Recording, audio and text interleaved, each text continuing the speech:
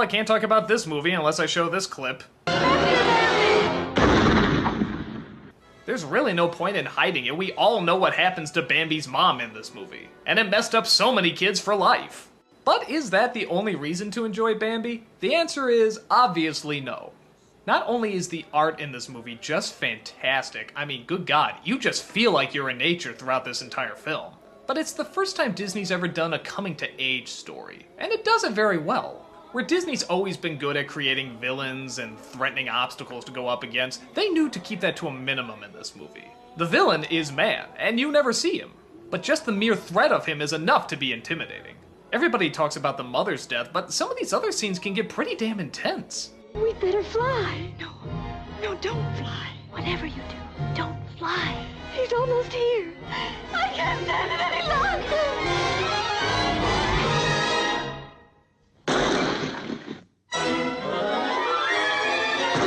Like most of the early Disney films, it mixes bright and colorful with dark and mommy killing.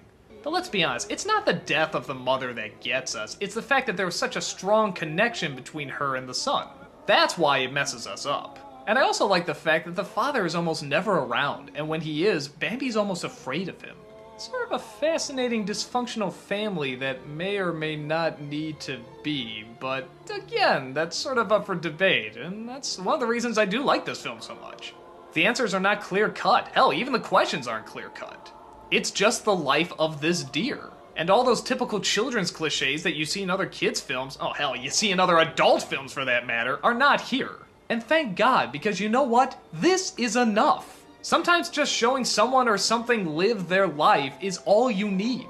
Life is interesting. Life has problems. Life doesn't always resolve itself in a clever and poetic way. Life doesn't always have heroes. Life doesn't always have villains. So because of that, as you'd imagine, there's less of an emphasis on story and more on character. And while Bambi is not the most fascinating of characters, he's supposed to be sort of the every guy. He's the blank slate that's supposed to absorb love, fear, sadness, happiness, and whatever other emotions you can connect with. I'd be lying if I said I watched this one a lot. In fact, it's probably one of the Disney films I watched the least, though I do own it. But I definitely respect it more than I do view it. I guess there's only so many cutesy-wootsy scenes I could sit through, but they are done well, and with purpose. The second half is actually where I start to get more interested. I mean, you know, after that scene. I like seeing Bambi grow up, I like seeing what he's become, and I like seeing what he's going to make of himself.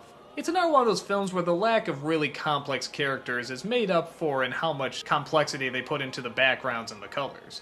Half the time the sceneries give you the emotions, and I like a film that can do that without cheating on the character necessarily.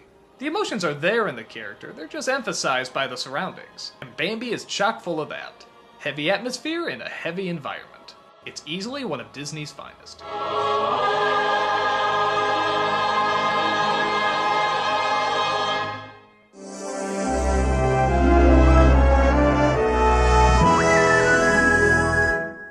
I'll be honest, when I was looking through the list of Disney animated films and I came across Saludos Amigos, I never even heard of it.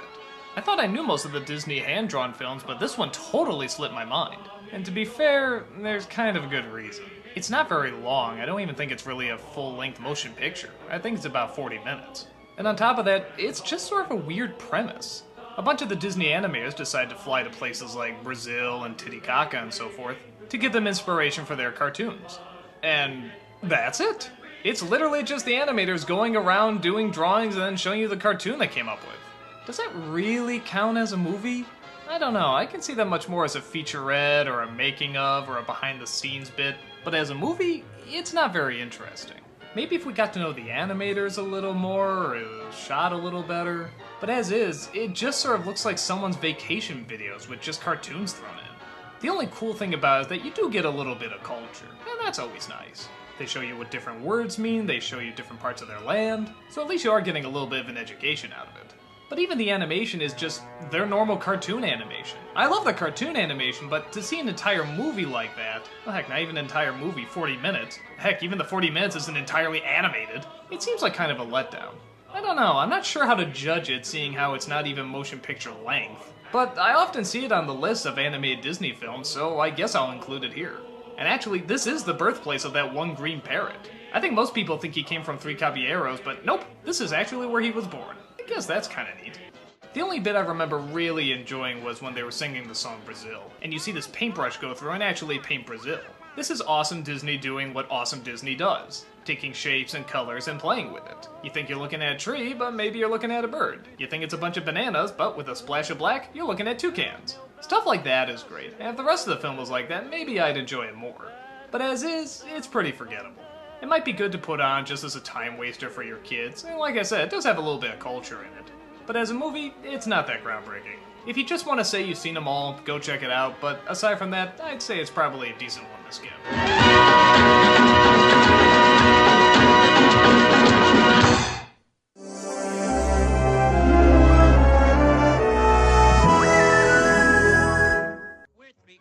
Three Caballeros is probably much better known than Saludos Amigos, but to be fair, they're not that much different. True, in comparing the two, there does seem to be a lot more passion thrown into this one. It's longer, there's more energy, and as far as their basic cartoon animation goes, this is some of their best. I mean, the motion and the line work just leaps off the screen sometimes. Look at how fast they're going.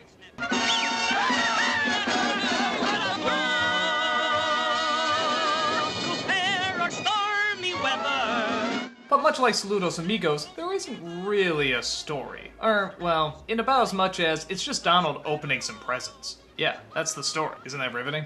He gets a package on his birthday, which it turns out is Friday the 13th. Bet you didn't know that. And each present, it turns out, is a presentation on some place he's never been to before. And like the last film, there's shorts, there's songs, there's Donald Duck acting like Donald Duck. And at first I was kind of getting into it. I was kind of enjoying all the randomness mixed in with the music and, like I said, that really fast-paced animation. And the stories were a lot more memorable too. There's one about a penguin trying to get to a warmer climate, another one about a burro who can fly. But then the stories sort of stop and we get that green parrot again. Him and Donald look around Brazil a bit, they dance, they sing, they have fun, I guess. And then he opens the last package and we have that woodpecker thing? I'm not sure what he is. But he comes out to sing about Mexico. And literally, the last third of this movie is just Donald trying to get laid. Every time you see him, he's fawning over a woman, or women, and just trying to get somebody to tickle his tail feathers. 2/3 of the movie is pretty much like just being at a party. Which at first sounds awesome, but at some point you kind of want to leave that party and find something else. Or talk to somebody, or take a breather, or I don't know, but there's only so long you can do it. And that's the problem with this film. After a while, it gets tiring. The animation continues to impress, as well as some really good live-action mixing. But you're just sort of watching people dance most of the time. And for a few minutes it's fine, but for a whole second half of a movie, it gets pretty old pretty fast. Then we just cut to the three of them acting goofy in abstract land again. They jump around, shoot some guns, fire off some fireworks, and that's it! That's the movie! Fun? There's a lot of things I really like about this film. I like a lot of the scenes, I like a lot of the animations and the short stories, which is why I hate it so much when I see it all together, because it suddenly becomes boring. This is one of those movies where on the Disney Channel they would chop it up and they would just show it as little shorts on their cartoon shows. And that's really where it belongs. I can't see this really functioning as a film. Maybe if they went for more of a Cirque du Soleil thing or kept a little bit more focus, or even lack of focus, just something that went all the way.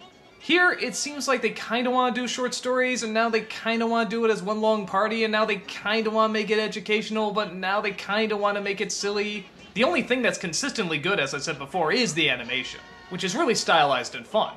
But for me, I don't think that holds the film.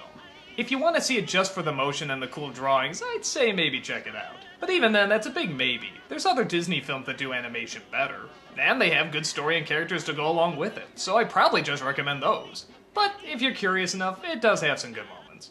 Take that for what it's worth.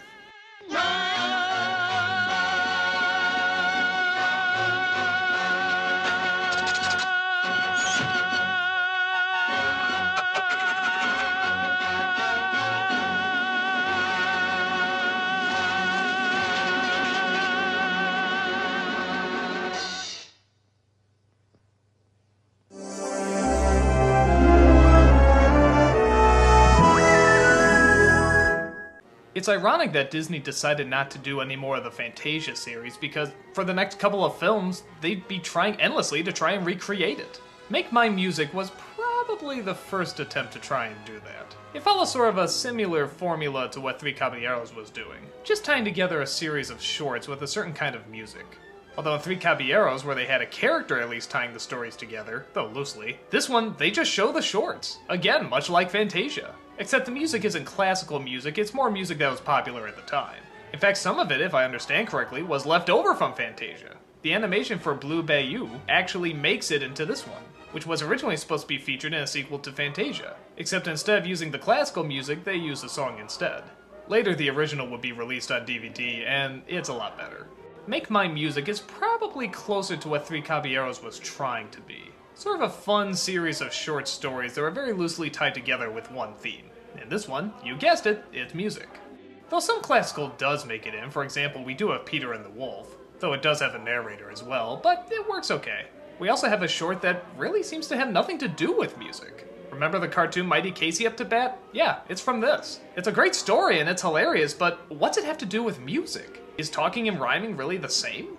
Well, however you want to take it, it's still great to watch.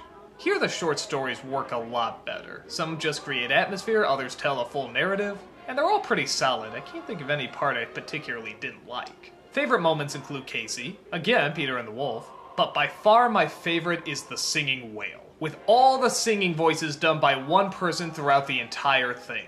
That is awesome. For whoever heard of an operatic whale? I don't believe it! I don't believe it! I know a lot of people probably haven't seen this cartoon, so without giving anything away, let's just say that sad face? Yeah, big clue. It's another one of those bittersweet moments that probably leaves a few kids confused, but I like that. It wasn't totally sad, but it's definitely not happy either. And on top of that, you're getting some great music. And one hell of a great singer. Modern to classic to jazz, they cover a pretty impressive gamut. And while nothing hits quite as potent as Fantasia does, it is still pretty enjoyable. This is another example of a bunch of cartoons that were taken from this movie and then chopped up into shorts, and there's a reason. They work really well. So, if you ever want to see them all together, check this movie out. It's a good one.